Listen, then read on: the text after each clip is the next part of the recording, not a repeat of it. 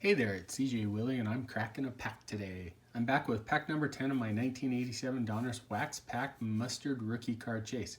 I've included a link to the video when I cracked the first pack. In the video I explain what I'm chasing.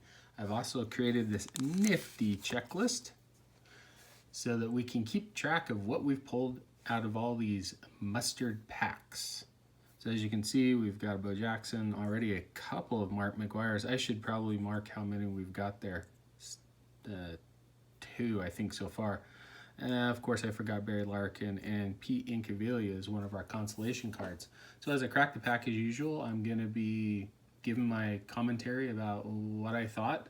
At the end, I'll give an idea of what I thought was the best card of the pack or my favorite card of the pack. It doesn't have to be a rookie, superstar, Hall of Famer. I mean, it can be something goofy about the photo, something interesting about the player, some memory I had about them from back in 1987. Hey, so hopefully we can mark off some more of these rookie chase cards. So, got our Roberto Clemente puzzle piece, and we'll get to cracking this pack. All right, first one is Jeff Calhoun. Mainly lefty reliever. Spent some time with the Phillies and Astros. Not much of a big league career. Roy Smalley spent a number of years as a shortstop, kind of infielder with the Twins, the Yankees. I think he was even part of the Senators before they moved to Texas. Got a card behind Roy Smalley. Jeff Stone came out with the Phillies. He was supposed to be a big-time prospect. I think his first cup of coffee with the majors was like unreal. Hit almost 500. Looked like he was going to be a big-time pro player. No, didn't happen. Bruce Hurst spent a number of years with the Red Sox. Finished out his career with the Padres. Was a pretty decent pitcher, won around 135 to 150 games in his career, kind of a lefty finesse guy. He was going to end up being the 1986 World Series MVP if the Red Sox had closed out in Game 6, but that didn't happen. Jerry Royster spent a number of years as a backup utility infielder with the Padres, the Braves, a couple other teams. Had a pretty lengthy career, 9 to 10 years. Steve Crawford was mainly a reliever, kind of a bulk middle inning guy, a little bit of a setup man before that term became popular. Eric Davis, he had a trajectory to be a Hall of Famer. As I've talked about in other packs, he really shot out of the gate as a budding superstar. The biggest problem against Eric Davis was he couldn't stay healthy. He really had a hard time staying healthy, though helped the Reds to a World Series championship in 1990. Later on played with the Dodgers, the Giants, the Cardinals, the Orioles, a few other teams. Mike Scioscia, nowadays is known as, for many years the Angels manager, led him to a World Series title in 2002. Back in the day, he was the Dodgers starting catcher. Mainly kind of a platoon guy, lefty-righty. He was a left-handed platoon part of the catcher rotation with the Dodgers. Got the majority of at-bats during his time with them from kind of the early 80s toward the end of the 80s. Tony Armas. Interesting career, Tony Armas. Spent a number of seasons with the A's and then the Red Sox. He's kind of an underrated power hitter. He led the league in home runs, I want to say once. He didn't hit for a very high average and wasn't the best fielder. He's the father of Tony Armas Jr., who was a pitcher for a number of years in the major leagues. Dennis Eckersley, Hall of Famer. Came up with the Indians, spent some time with the Cubs, the Red Sox. He had two careers. First part of his career was as a pretty good starting pitcher, won around 125 to 140 games as a starting pitcher.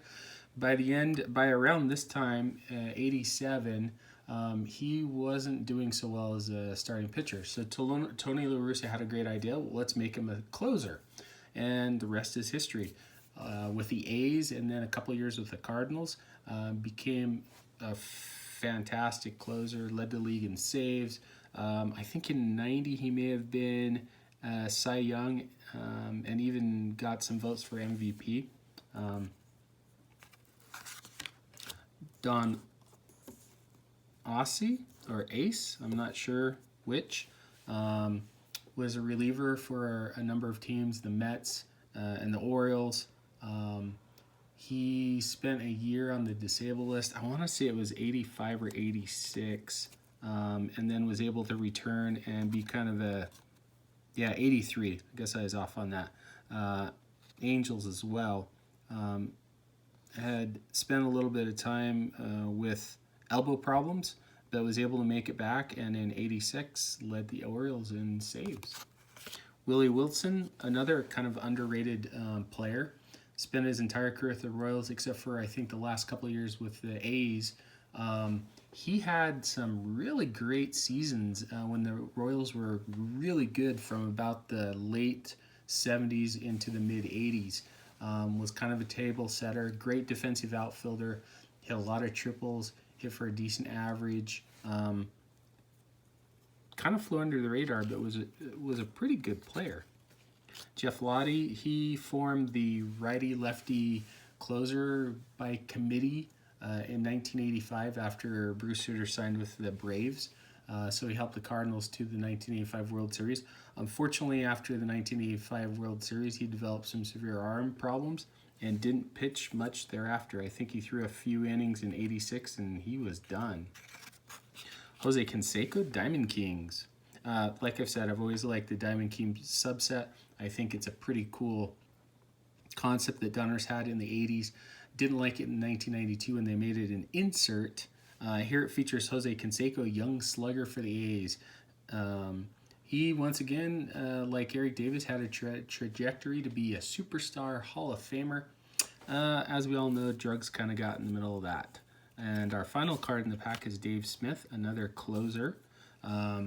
Primarily with the Astros, moved on to the Cubs later on in his career. He was instrumental in the 1986 National League division-winning Houston Astros. What's funny is with Dave Smith, any card that I've seen of him, he always looks like he had this serious sunburn, except for right across his eyes. So if you look at a lot of his cards, he's got a very red kind of sunburn look, and then really pale kind of through his eyes. So sort of like a reverse raccoon look. So anyway, my favorite card out of the pack, although it'd probably be easy to go with the Diamond King since I really like that subset. I am going to go with Willie Wilson. If you take a further look at Willie Wilson's career, he had a really great career with the Royals. At this point, about halfway through his career, he had around 1,500 hits. Led the league in 1982 with a .332 batting average. Led the league, or was close to leading the league in triples for many years. I mean, 21 triples in 1985. That's something that you don't see too often nowadays. Was instrumental in leading the Royals to the World Series victory in '85. They were in the World Series in 1980 against the Phillies. He was a key part of that. And also the late 70s, where the Royals were consistently battling the Yankees to go to the World Series. Willie Wilson was a key contributor to those teams. So anyway, hope you enjoyed the video. If you did like it, please subscribe and share. Also share with me in the comments what your favorite card was or what you thought was the best card of the pack. Until next time when I crack the next yellow pack of 1987 Donruss goodness and my mustard rookie card chase.